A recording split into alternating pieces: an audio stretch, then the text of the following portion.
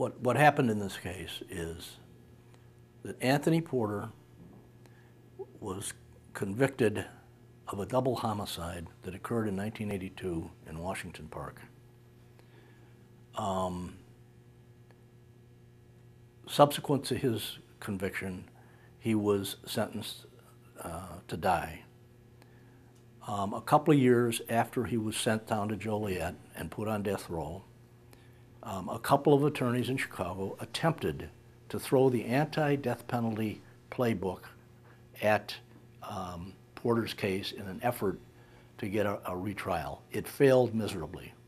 For the next 10 or 15 years, Porter sat on death row, languishing in obscurity. Nobody had any clue who he was, that he was even down there. Everybody by then had forgotten about the Washington Park slayings, but for a couple of people who were impacted by it. Now he is scheduled to die in September of 1998. And it comes to the attention of David Protest, who by now is an iconic journalism professor at the Medill School of Journalism at Northwestern University. He's an absolute hero among the local media, among the anti-death penalty crowd, and many, many others. Porter is, as I say, is scheduled to die. At the last minute, a young attorney is able to convince the Illinois Supreme Court to delay his execution on the grounds that he is so mentally challenged, he's not a fit candidate to be put to death. So the Supreme Court of Illinois orders that he be returned to Cook County. It is at this point, a little earlier than this, but while this is all building with the Supreme Court, it comes to the attention of Protest and 4 of his journalism students at Medill. And Protest tells them, I want you to examine this case from soup to nuts and see if we can't develop a case suggesting that he is so mentally challenged he's not a fit candidate, and we can get his sentence commuted. And failing that, let's prove that he's innocent. So, as you conducted this investigation and wrote your report, how did your viewpoints of the Innocence Project at Northwestern University change? Where did you start from, and what ended up being your conclusion about what was going on over there? I could see from the very get-go, and again, this is all based on sworn public documents, that their investigation was silly at the end of the day. It was incomplete. It was juvenile.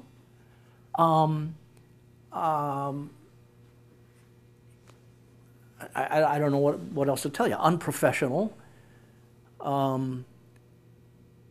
But because Protest, in his own brilliant kind of way, sinisterly brilliant kind of way, he was able to get a drumbeat going among the press and among other individuals to convince the world that they failed, by the way, to prove that he was so mentally challenged that he wasn't a fit candidate. But then they moved on to prove that he actually was innocent of this crime. And when you look at their investigation, I mean, it's just silly. They didn't really do anything. They uncovered no new evidence.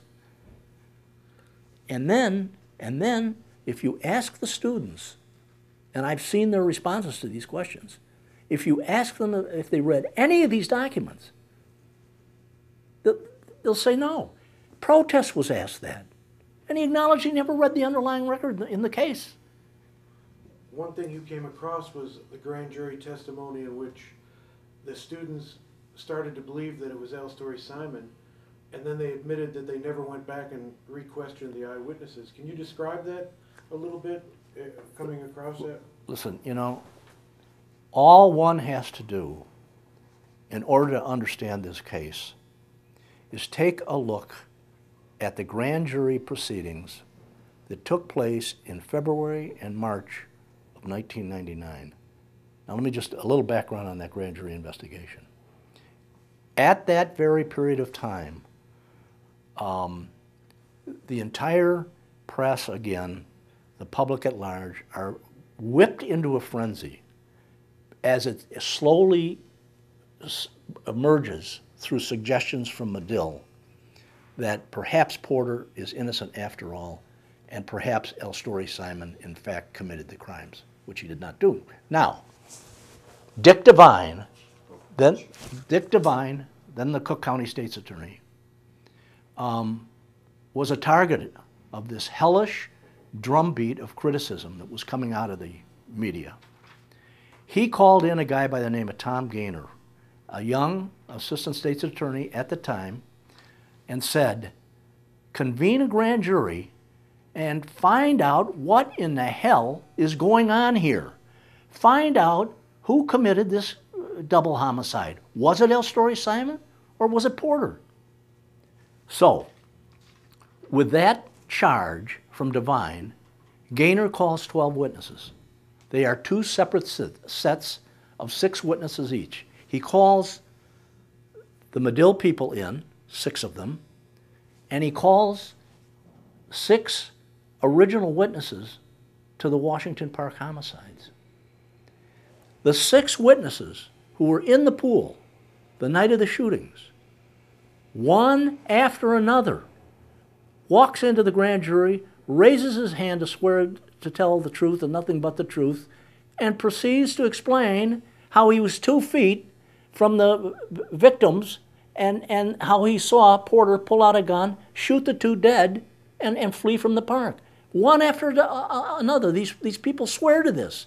At one point, a grand juror asks one of the key witnesses, one of the heaviest witnesses of the 6, she says, or he says, couldn't it have been L. Story Simon? And he looks at this grand juror and says, it couldn't have been L. Story Simon because it was Porter. Now,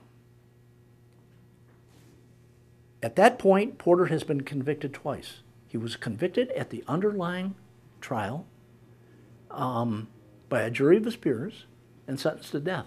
Now he's essentially being retried by Gaynor. Gaynor calls the 6 witnesses back in. They don't change their testimony. As you sit here today, Mr. Witness, so many years after the crime, can you tell me who it was who pulled the gun?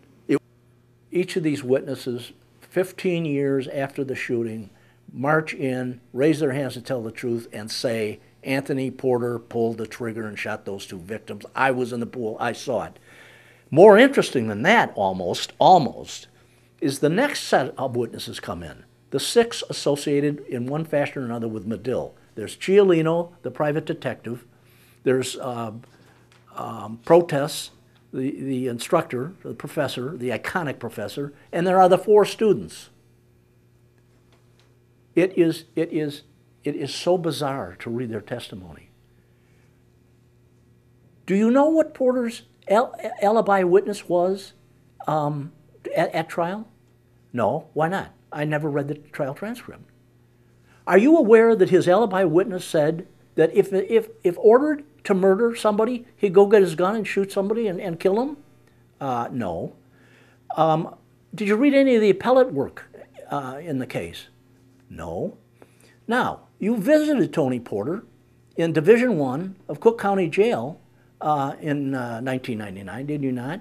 Yes, we did. Did you ask him what his alibi was? No. Tim McCann, one of the lead students, now an attorney at a major law firm downtown here in Chicago. What is the first thing you asked Tony Porter when you entered his jail cell? How they treat you in here. It's a James Cagney movie. Next question. How's the food in here? At no time. Gaynor says, well, wait a minute, McCann. Did you ask him what his alibi was at trial?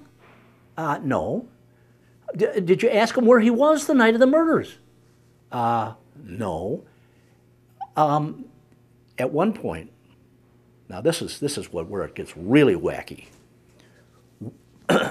You were aware of these other 6 witnesses who inculpated Porter and exculpated Simon. Did you know of them? Yes. Did you know their names? Yes. Did you know where they live? Yes. Did you interview them and ask them about how they saw Porter shoot these 2 victims? No. Why not? Well, this is a class, and we didn't have a lot of time. So we decided to go with what Porter told us in the jail and not deal with the others. But even more outrageous than that, look, he doesn't have time. He doesn't have time, and he's going to send a man down to Danville for 37 years? What kind of nonsense is that? It's criminal.